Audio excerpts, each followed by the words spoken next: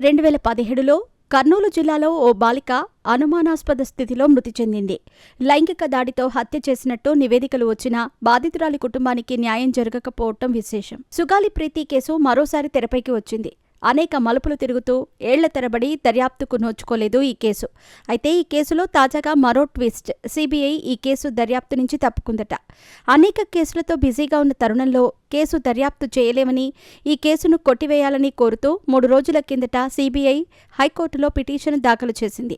దీంతో ఈ కేసు మరోసారి చర్చకు వచ్చింది. తాము అధికారంలోకి వచ్చిన మరుక్షణం ఈ కేసును దర్యాప్తు చేస్తామని జనసేన అధినేత పవన్ కళ్యాణ్ స్పష్టం చేశారు. కానీ అధికారంలోకి వచ్చి 9 నెలలవుతున్నా ఈ కేసులో చిన్నపాటి కదలిక కూడా లేదు. ఇప్పుడు ఏకంగా సిబిఐ హైకోర్టును ఆశ్రయించటం సంచలనంగా మారింది.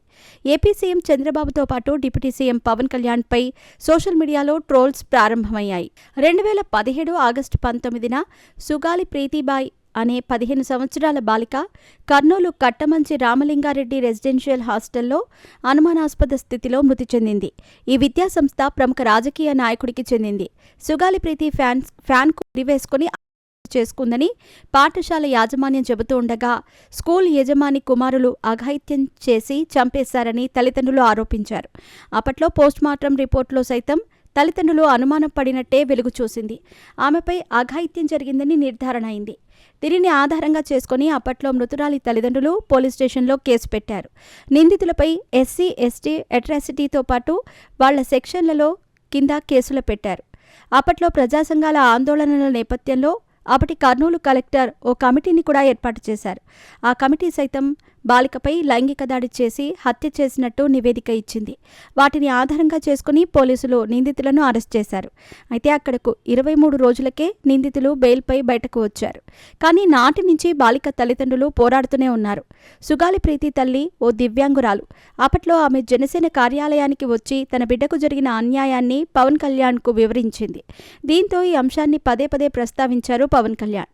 అదే సమయంలో కూటమి అధికారంలోకి వచ్చిన మరుక్షణం పూర్తిస్థాయి విచారణ చేపట్టి న్యాయం చేస్తామని హామీ ఇచ్చారు. ఎన్నికల సమయంలో కూడా పవన్ కళ్యాణ్ ఇదే విషయంపై మాట్లాడారు. అప్పట్లో జగన్మోహన్ రెడ్డిపై దాడి సందర్భంలో కూడా సుగాలి ప్రీతి కేసు గురించి ప్రస్తావించారు. 14 ఏళ్ల ఆడబిడ్డ స్కూల్కి వెళితే 10 మంది నాశనం చేసినా పట్టించుకోలేదని, గులకరాయి తగిలి చిన్న బొక్క పడితే రాష్ట్రమంతా ఊగిపోతుంది అంటూ సంచలన ఆరోపణలు చేశారు పవన్ కళ్యాణ్. సగటు మనిషి బాధ నీకు తెలియదా అంటూ ప్రశ్నల వర్షం కురిపించారు. కూటమి అధికారంలోకి వచ్చిన మరుక్షణం తొలి కేసు విచారణ సుడిగాలి ప్రీతిదే అంటూ తేల్చి చెప్పారు.